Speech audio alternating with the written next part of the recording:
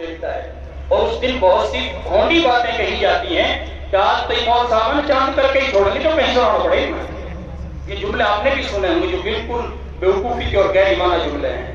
علماء تو وہ ہیں جو پورے مہینے کے روزے رکھ رہے تھے, ان کو چاند کے لانے کی کرنے کی ضرورت نہیں ہے, لیکن چاند کی تاریخ کا معلوم ہونا یہ فرض ہے, فرض الکفایہ ہے.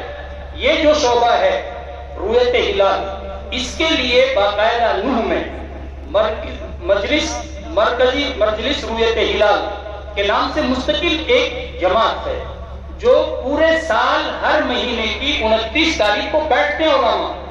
جیسے آپ عید کے دن عید کے چاند کا فون پہ پوچھتے ہیں, فکر مند رہتے ہیں, اللہ کا کرم ہے یہ پورے سال 12 مہینہ ہر مہینے کی 29 تاریخ کو بیٹھتے ہیں اور فیصلہ کرتے ہیں کہ چاند ہوا کہ نہیں ہوا, خبریں لیتے ہیں ملک بھر سے. اور اس وقت اللہ کا فضل ایک بڑی خوشی کی بات یہ ہے کہ اب ہر مہینے کی 29 تاریخ کو سینکڑوں فون آتے ہیں کہ چاند ہوا کہ نہیں ہوا. اس کی وجہ یہ ہے حضرت جی مولانا سعد صاحب دامت برکاتہ العالیہ, اللہ ان کی زندگی میں برکت عطا فرمائے, جتنے بھی مساجد میں مشورے ہوتے ہیں حضرت نے سب کو تاکید کی ہوئی ہے کہ مشورے پر چاند کی تاریخ لکھیں, اور جو حضرات مشورے میں بیٹھتے ہیں ان کو یہ تاریخ بتائی نہیں جاتی ہے کہ آج چاند کی فلاں تاریخ ہے. اس لیے اب ائمہ حضرات پوچھتے ہیں کہ ہم مشورے میں بیٹھے ہیں 29 تاریخ ہے, آج 1 تاریخ ہوئی تو ہم 1 لکھیں, 30 ہے تو ہم 30 لکھیں. تو اللہ کا کرم ہے یہ شعبہ بہت فعال ہو چکا ہے کہ اب ہر مہینے پوچھا جا رہا ہے کہ تاریخ کیا ہوئی. ہمارے بہت سارے احکام وہ چاند کی تاریخوں سے جڑے ہوئے ہیں, اگر اس کو یاد نہ رکھا جائے تو ہمیں پتہ نہیں کہ حج کا مہینہ کب آ رہا ہے. حج سال میں صرف 1 مہینے میں ہوتی ہے, ذی الحجہ کے مہینے میں, اور اس کے بھی خاص 5 دنوں میں, ان کا اندازہ اسی تاریخ سے ہوتا ہے. تیسرا شعبہ ہے نہیں امر بالمعروف نہیں عن المنکر, یہ بھی بہت بنیادی شعبہ ہے اور یہ بھی بہت فعال ہے. اس میں صرف ایک بات عرض کروں گا میں کہ ابھی پیچھے سرپنچی کے الیکشن ہوئے تھے علاقے میں, جب کسی برائی پر نکیر نہیں کی جاتی تو نئی چیزیں پیدا ہوتی ہیں.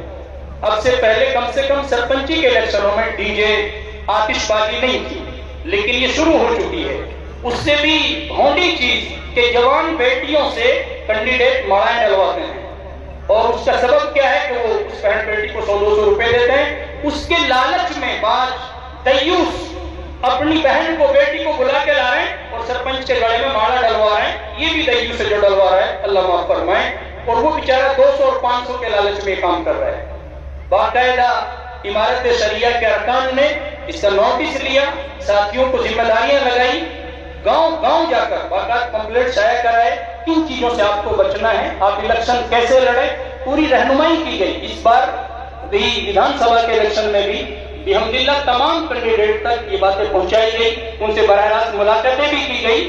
اب رہا اثر, دیکھو میرا اور آپ کا کام کوشش کرنے کا ہے, نتیجہ اللہ کے ہاتھ میں, لیکن کوششیں جب ہوتی ہیں تو ضرور پروان چڑھتی ہیں.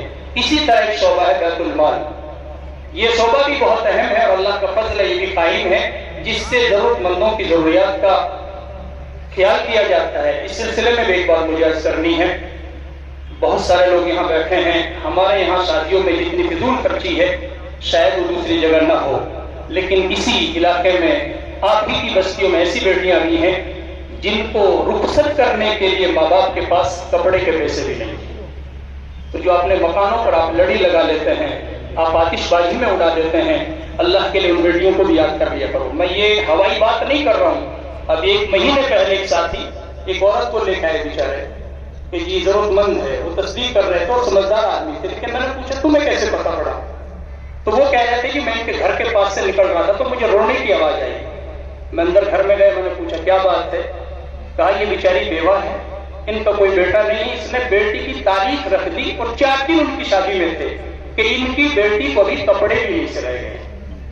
اور اس کے ساتھ 3-4 آدمی پھر اس بات کی تصدیق کر رہے تھے کہ اس بیچاری کے پاس اتنا بھی پیسہ نہیں ہے کہ جو وہ کپڑے سلا سکے. پھر تاریخ کیوں رکھی؟